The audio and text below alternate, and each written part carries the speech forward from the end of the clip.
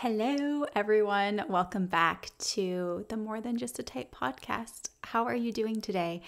I hope that you're having a wonderful week, a wonderful day.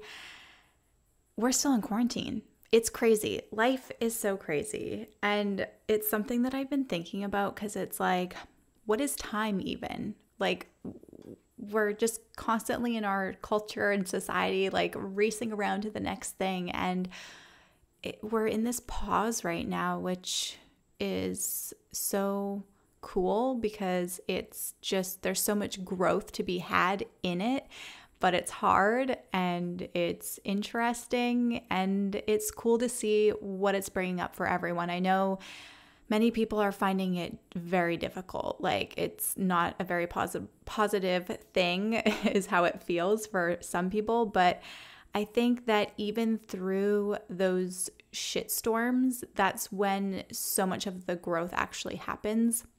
So I think no matter how challenging it is and how you're feeling and navigating through it all, I think that at the end of the day, it's going to just end up being a really positive thing in your life. That's how I feel.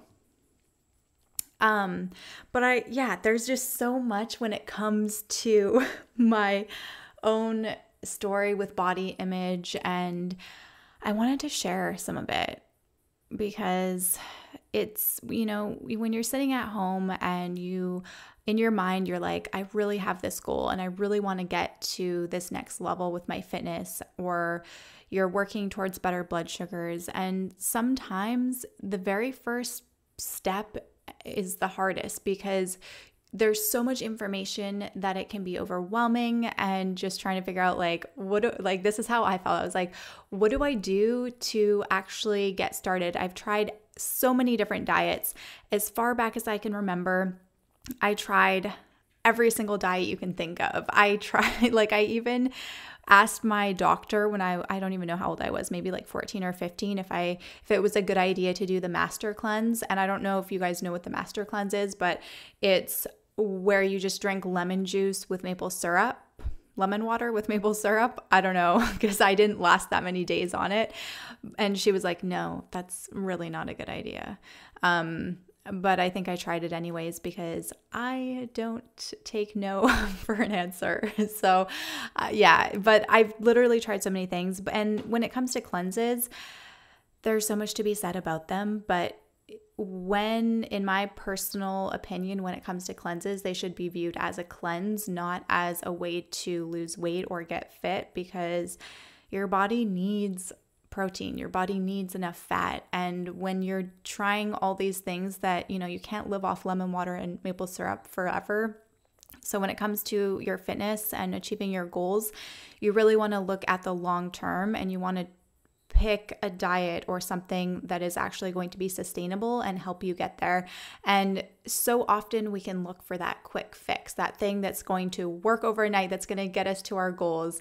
Well, Susie said she lost 10 pounds in 4 weeks doing this thing, and then it's like just not sustainable. And all of our bodies are made up differently, and we require different amounts of different macros, and our blood sugars are all affected differently. And so all of these things you have to take into account. And for as far back as I can remember, body image was always something that really weighed heavy on me, because when I was diagnosed with type 1 diabetes, it was such a weird, challenging time, because our whole entire life kind of just shifted from eating, a macrobiotic diet, which is where you eat mostly whole grains, and I think you eat a lot of rice and stuff, and then we had to include more protein in our diet.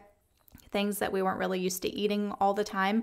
I'm sure that you can relate to that, because it's a shift with your lifestyle when you're not used to doing something. And then, imagine for some of you guys who have lived your whole life without type 1, and then it's like you get diagnosed when you're later in life.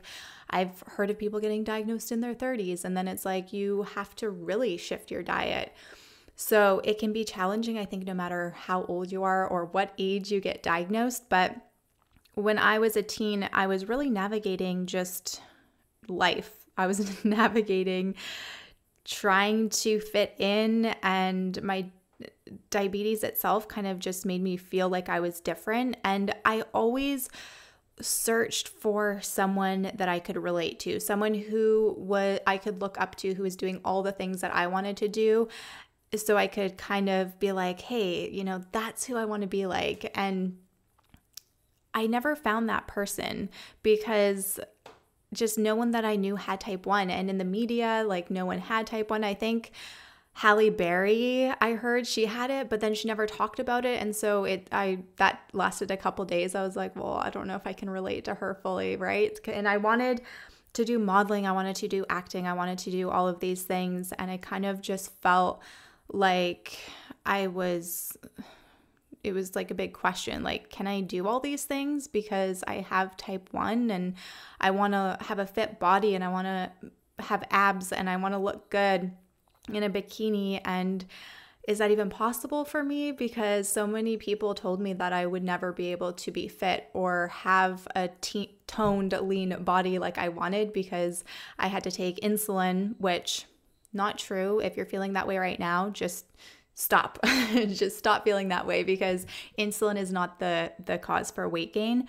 But it was really challenging. And when I was 14 years old, I told my mom, I said, I'm going to be in Playboy one day. And I was always doing modeling. I was, getting up in front of schools and singing, and I was doing modeling classes. I was going to auditions. I was going to commercial auditions. And so I was always in this place where I was trying to just be in the entertainment industry, basically. And so that itself kind of added to my body image issues, I think, because I was looking at all these beautiful women around me and I was like, I don't look like her.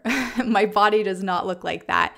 And I remember having to send photos of me in a bikini to my agent for some shoot that they were doing. And I was so conscious that I didn't even want my boyfriend at the time to take the photos because I was like, I look horrible. And I really did back then. I based my worth and I really based my self-worth on how my body looked and my appearance, because my mom was always really fit. She always had a super fit body. And I felt like I looked nothing like her. My body was completely different. She could eat all the things. And then I would be like starving myself all day and then sneaking food at night because I didn't want her to see me eating because I was like so ashamed of it. And so for so long, I didn't know how to achieve my goals in a sustainable way. So I was always doing something that was really, really harmful to my body, whether it was not eating anything at all or eating all the things, and just really trashing my body and then trashing myself because I was like, what the hell? I'm not looking any better. Am I ever going to be able to achieve my goals? And so for a period there too, I really felt like, hey, I think maybe because I take insulin, maybe those people are right. Maybe everyone's right. Maybe I'm never going to be fit. And that was really shitty. And I remember sitting at my endocrinologist office. This was in Canada, like before I moved to the States. I think I was maybe 21 or something. And I remember sitting there. It was like a rainy day because in Vancouver, it rains all the time. Most of the year, few weeks, let's say, not months out of the summer, it's actually nice. But the rain was like drizzling outside, and I remember just looking out the window and I'm like, okay, I'm just gonna ask her. But I was dreading to know the answer, and I'm like, does insulin make you fat? And I can't remember exactly what her answer was, but it basically was yes. Like, insulin is not going to help you lose weight at all. And I remember leaving that day just feeling really, really upset and just really depressed about it. And here's what I did on the way home. I stopped at Starbucks. I got I think it was like a blueberry muffin or something, because I think I hadn't had breakfast yet. So this was like what I ate for breakfast on my way to work. A blueberry muffin, and then I got a caramel macchiato, like an extra tall one, I think. And that was it. And I thought, like, it's not that much food. Like, it'll tie me over. Obviously full of carbs, probably not a very good choice for breakfast, but I just didn't have the knowledge. And I'm like, not that much, right? Loaded with calories. So here I am, just really feeling like I'm not going to get to achieve my goals, and my endo being like, yeah, insulin's a hormone. It contributes to weight gain. But then here I am eating all of these extra calories, just no knowledge at all. It wasn't my fault. I had no knowledge that, hey, if you want to lose weight, you need to maintain a calorie deficit every single day.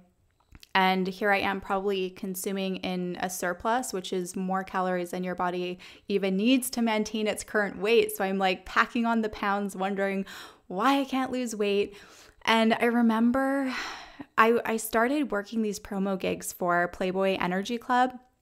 This was like so long ago. And I would literally I was so self-conscious that I would wear Spanx under my Playboy bunny suit. And this was just like how it was. And then I remember one time I really wanted to lose some weight, so I just stopped eating. I was eating like maybe some celery sticks every day because I was like, it was for this Playboy energy thing that we were doing. And I think it was this huge event that we were doing. So it's like, I have to look really good. I have to be super skinny for this. And so I basically just starved myself. And I even almost passed out at work one day because I was so hungry and like just hadn't had a proper meal in so many days.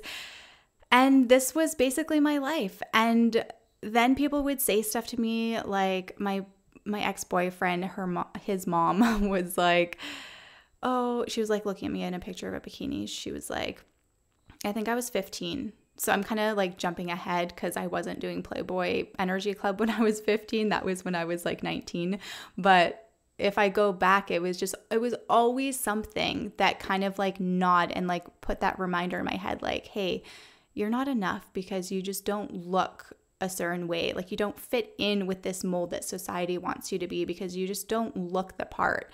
And it was after a trip to Mexico. I might have mentioned this story a long time ago, but it really did stick with me because she was looking at these photos and she's like, oh, you're like kind of pudgy. And she was looking at my stomach. She's like, yeah, you're kind of pudgy.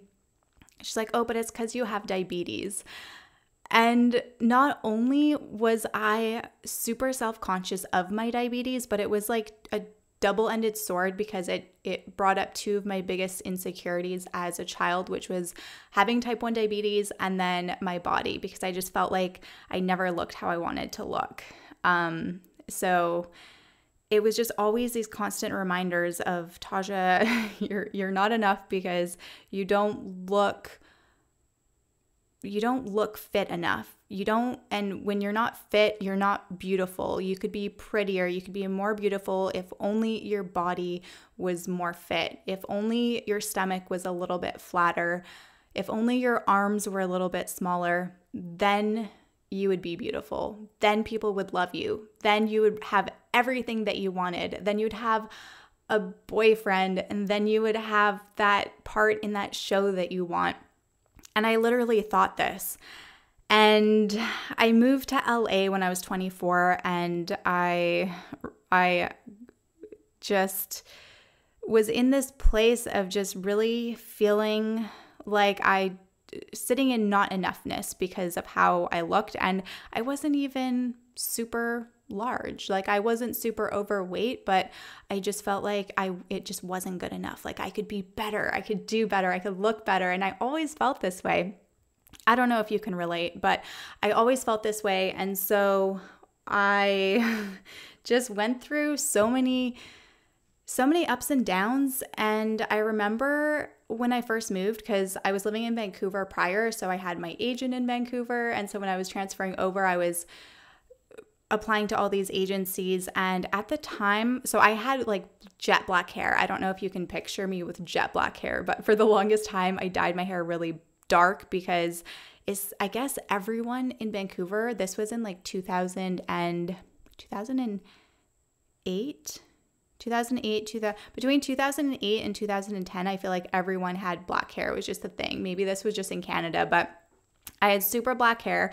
I dyed it dark and then I started crying because I was not used to it at all. But I'm a natural, like this is my natural hair color, this dirty, it's like dirty blonde ash color. But I finally got my hair back to, it was like somewhat my natural color because it took me a really long time to get it from really dark to back to kind of like a blonde color. And I was applying to all these agencies, and then once again, it was like, hey, you just don't look right because the agents were like, we already have enough blondes on our roster. And then I'm thinking, man, if I only had kept my hair dark, like, hello.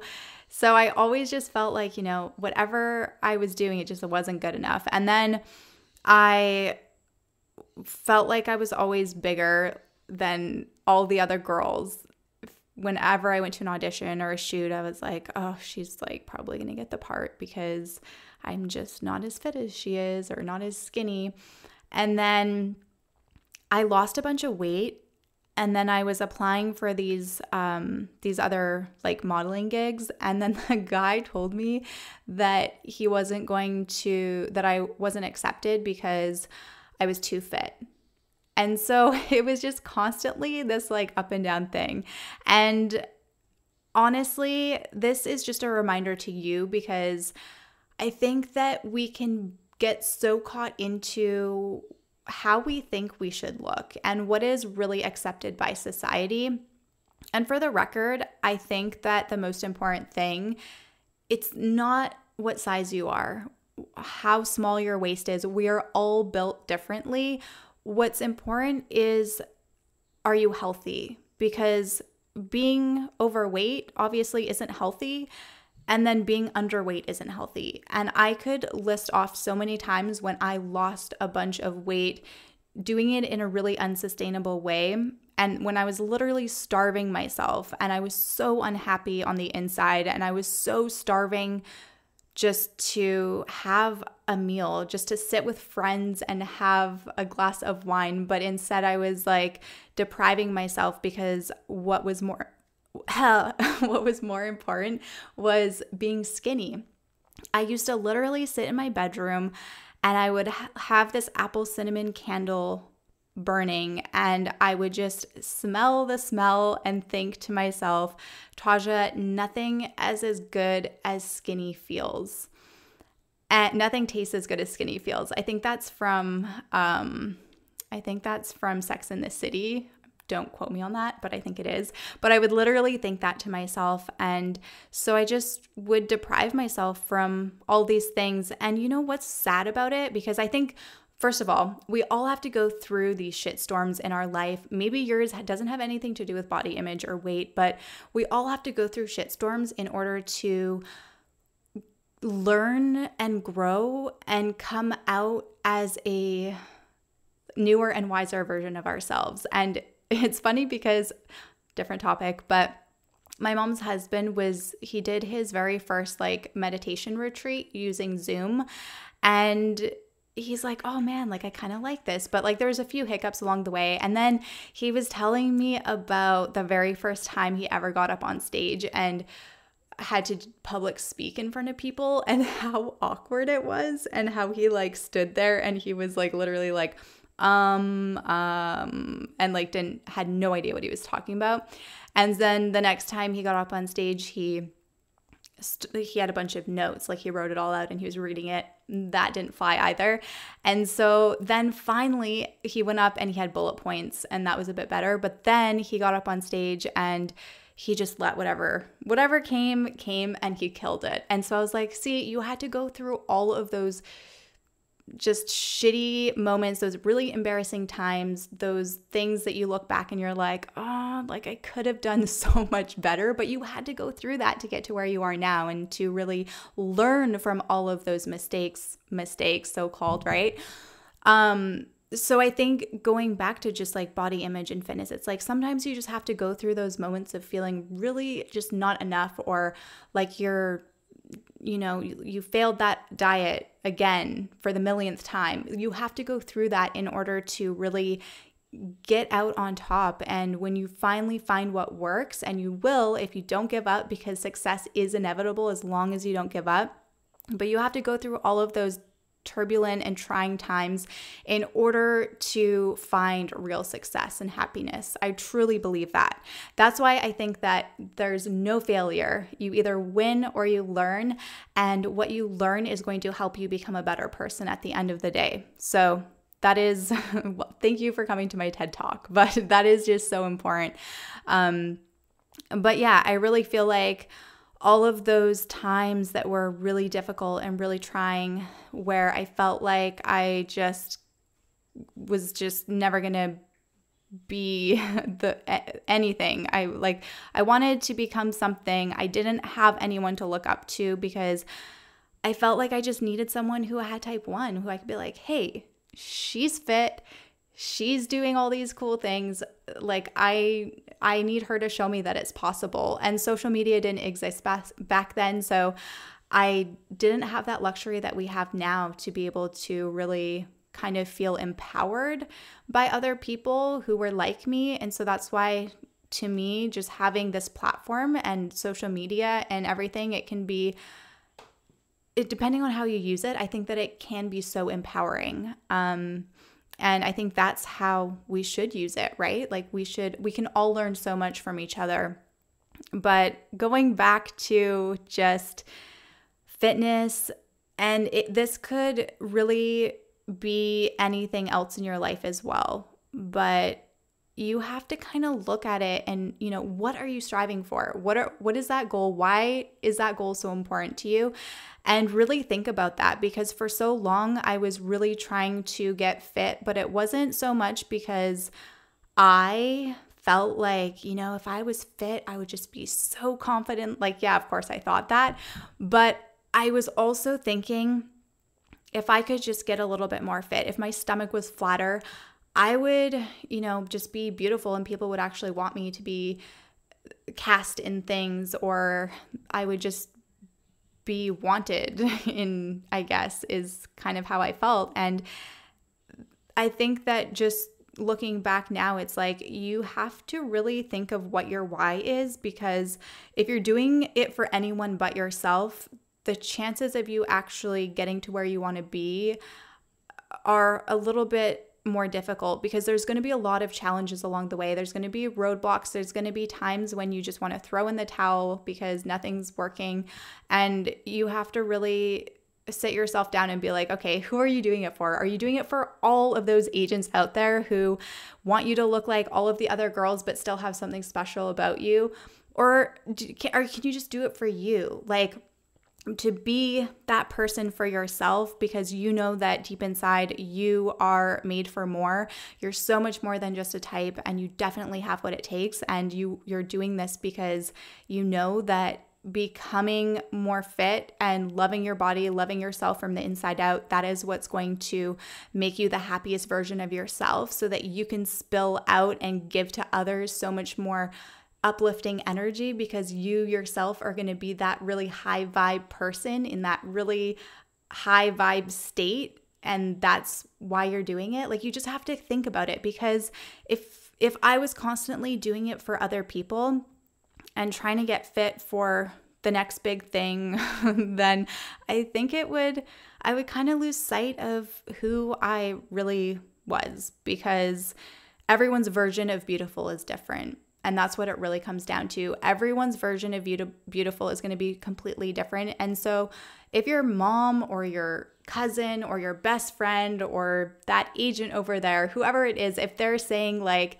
hey, you need to lose like 10 pounds or whatever, that's one thing. Or if someone is telling you you're a little bit overweight, I think you just have to sit yourself down and be like, okay, reality check right now, and then come at it from a place of love. Because when you can really, like, for so long, every single diet I tried, and this is why I think that, there's a bunch of reasons why they didn't work, but when I would really sit myself down, I would come at every diet and every fitness plan as like, I really hate myself right now. So I'm going to try this fitness plan to really just love myself. But if you can come at it from a place of like, I love myself so much that I'm going to do whatever it takes to achieve my goals because I am worth it. I mean, maybe you're not going to believe it at first, but you're going to really, if you have the right steps that are laid out in front of you, it makes it so much easier. But even if you don't, all of those mistakes along the way are going to help you get to where you want to be, because at least you'll know what doesn't work, right? So you really learn from your mistakes, as I did. And this is why I'm just sharing my own journey, because I went through so much trial and error to achieve my fitness goals, and there's no one size fits all path. And if your goal is to lose weight or get fit, what worked for me might not be the thing that's going to help you. Counting macros really helped me, but it's not for everyone because we're all made up so differently. And some people just find that counting macros isn't for them, and there's nothing wrong with that. So I want to say that too, but I really also want you to know that if you've tried a million diets before and nothing's worked, it doesn't mean that nothing ever will work. You will find the thing that's going to help you, but you really need to know first and foremost, like, the very first thing is it all comes down to energy balance, because you need to maintain a calorie deficit. So whether you're doing that counting macros, counting calories, doing intuitive eating, and just really being mindful of like, hey, I'm eating all these things. Maybe if I just eat a little bit less, just a tiny bit less, maybe that's going to create enough of a calorie deficit that I can start making some progress. So the process to lose weight is really simple, but again, it takes a lot of work and sometimes a lot of trial and error too. But I feel like I share my story because you don't need to go through all of the pain that I went through. And I feel like at the end of the day, you are so beautiful as the person that you are, and you don't need to try to fit into anyone else's kind of box, whether that has to do with your body image, your career, anything that you're striving to do. I think the most important thing is like, what is going to make you happiest? Because what lights you up the most is ultimately going to be the thing that is going to uplift other people around you. And that is the thing that you should be focusing on. So if you don't like to run miles and miles every single day and you want to lose weight, maybe find something else that you do enjoy doing. There's no one size fits all approach to anything. And at the end of the day, just know that you're an individual and you've definitely got what it takes to achieve your goals no matter what they are. So don't ever let anyone else's definition of beautiful get in the way and stop you from becoming the person that you know you were born to be, from achieving your goals, because sometimes you might not know for sure because people have been telling you your whole life that you're just not gonna get there. But if any part of you right now is feeling like, damn, I sure wish that I could do this one thing. I sure wish that I could look like this, or just whatever it is that any piece of you really wants to do. Sometimes you have to weigh it out and think about, what would your life look like if you had that thing in your life, or if you were doing that thing, or what would it be like if you didn't have it?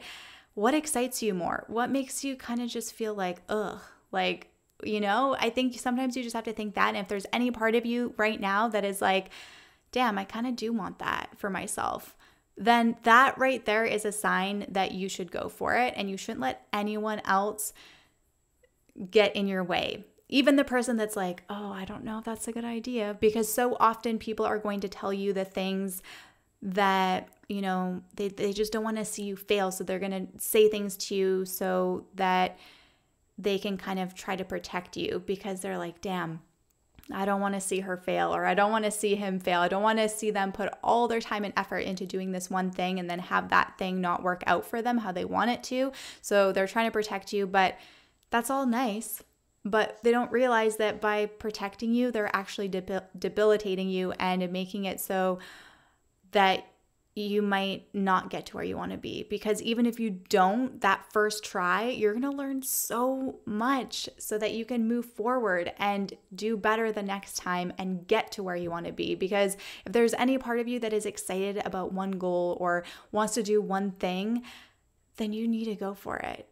And I know that you can do it. How many times did people tell me that I would never be able to lose weight? So many times. And that's just one thing in my life that like really stands out. It's one thing that always really bothered me. And so I know that whatever you want in your life, however you want your life to look, you've got what it takes. You just can't give up. Because again, success is inevitable as long as you don't give up. I hope this episode was helpful to you. I hope it inspired you in some way. And if it did, please don't forget to hit that subscribe button. Thank you so much for tuning in. I love you, and I will talk to you very soon. Bye for now.